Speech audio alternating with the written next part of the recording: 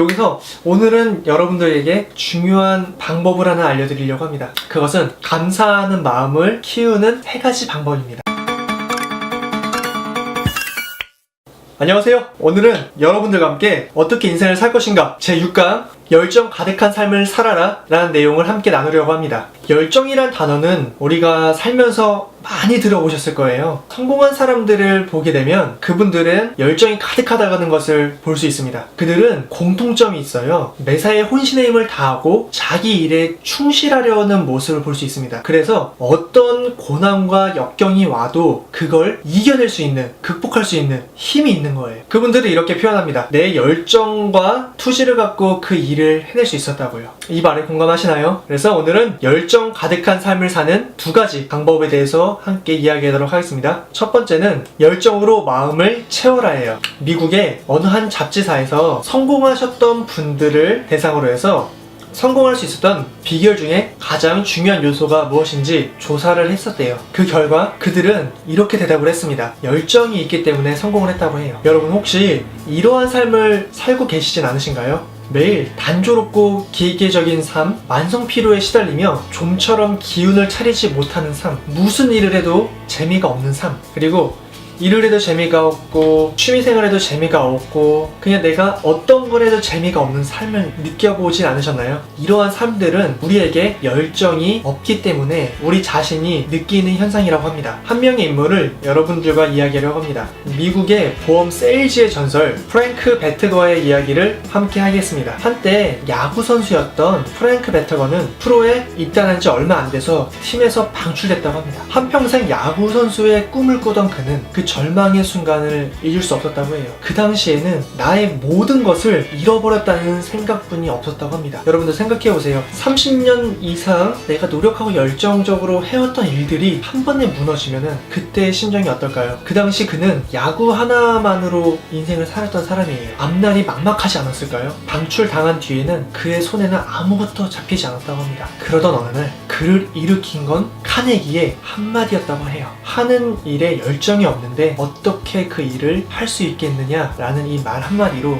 그의 인생은 바뀌었다고 합니다. 그 이후 그는 다시 프로 야구 선수가 되기 위해서 그 누구보다 열정을 가지고 훈련에 임했다고 해요. 얼마 지나지 않아 그는 뉴헤이븐이라는 팀에 입단을 하게 됐고요. 월급도 8배나 올랐다고 합니다. 그리고 그뿐만 아니라 가장 열정적인 야구 선수에 뽑혔다고 해요. 이 밖에도 많은 노력을 했을 겁니다. 하지만 이 야구 선수가 노력을 할 수 있었던 가장 큰 원인은 열정이 다시 살아났다는 겁니다. 마음속에서 열정이 있으면 자유자재로 자신의 장기를 뽐낼 수 있잖아요. 이후 야구 선수로는 은퇴를 하고 보험 세일즈를 시작했다고 해요. 약 9개월 동안은 마음고생을 많이 했다고 하는데 그때 카네기의 단어 있죠. 열정 없이는 아무것도 할 수 없다는 그 말로 인해서 다시 한번 본인의 모습을 바꿨다고 합니다. 본인이 말하는 방법과 사람 상대하는 자세를 많이 바꿨다고 해요. 이후엔 그는 보험 세일즈에서 가장 높은 자리로 갈 수 있었다고 합니다. 이 이야기를 통해서 어떤 것을 느끼셨나요? 저랑 계속적으로 하는 말인데요. 내 자신을 믿고 자신을 움직이기 전에 이 열정의 불꽃을 마음속에 피워야 됩니다. 아무리 능력이 많은 사람이더라도 열정이 없으면은 내 재능을 피워낼 수가 없어요. 드러낼 수가 없다는 거죠. 분명 제가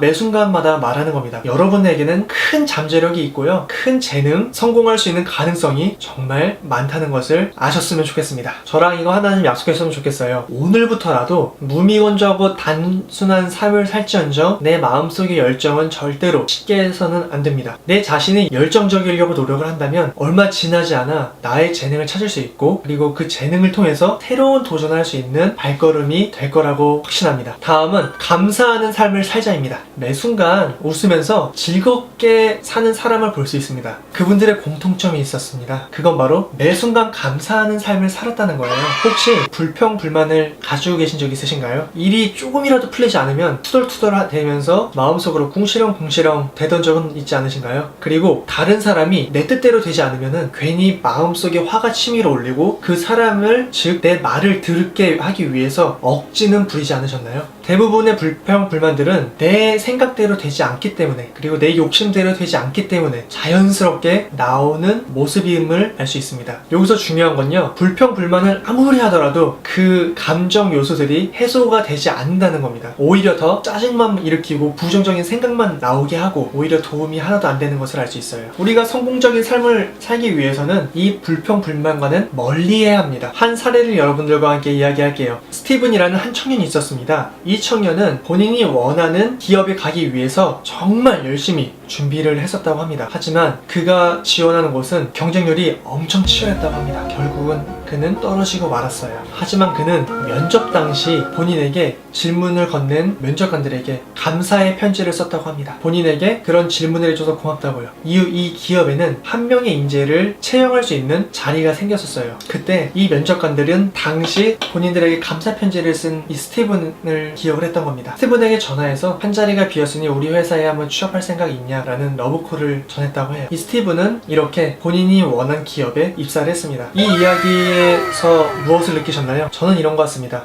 회사 면접도 중요하지만요, 지원한 기업에서 떨어진 거는 굉장히 큰 낙심일 수 있습니다. 이 낙심을 오히려 기회로 살렸던 거예요. 본인이 언짢은 일이 있더라도 그거를 반대로 표현을 했다는 겁니다. 감사함으로요.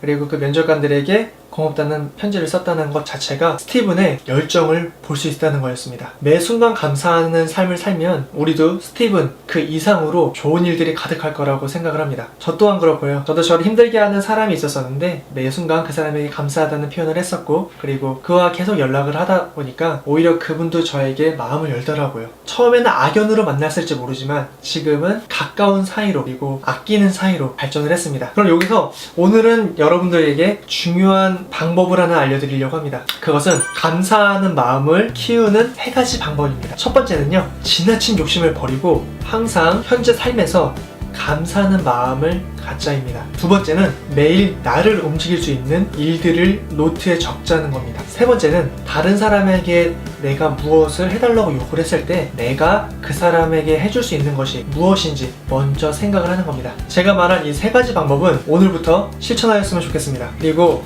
이 말 함께 공유하고 싶어요. 과거의 후회와 미래의 희망 사이에는 현재라는 기회가 있습니다. 그럼 오늘 내용을 한번 정리해 보겠습니다. 먼저 열정 가득한 삶을 살기 위해서는 내 마음속에 열정의 불꽃을 피워야 됩니다. 내 마음이 열정의 불꽃이 피우면 어떤 일이든지 적극적으로 임할 수 있고, 그 적극적으로 임하다 보면 내가 성장하는 모습을 볼 수 있습니다. 이후에는 더욱더 높은 자리에 갈 수 있는 내 모습을 볼 수 있는 거죠. 그리고 주변 사람들에게는 항상 감사함을 표현을 하세요. 불평, 불만을 표현을 하게 되면 주변에 있는 사람이 떠나갑니다. 아무리 내가 열정이 많더라도, 내가 잘났더라도 내 주변에 사람이 없으면 무용지물이 되잖아요. 그렇듯이 항상 평소에도 삶 속에도 습관처럼 감사하는 삶을 사는 겁니다. 감사하는 방법은 아까 그 3가지를 꼭 기억해 주셨으면 좋겠습니다.